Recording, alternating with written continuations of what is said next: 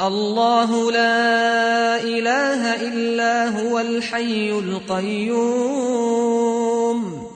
لا تأخذه سنة ولا نوم له ما في السماوات وما في الأرض من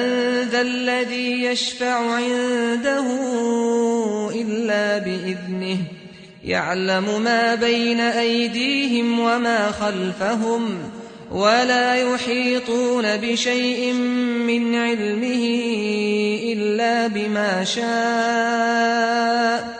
وسع كرسيه السماوات والأرض ولا يئوده حفظهما وهو العلي العظيم لا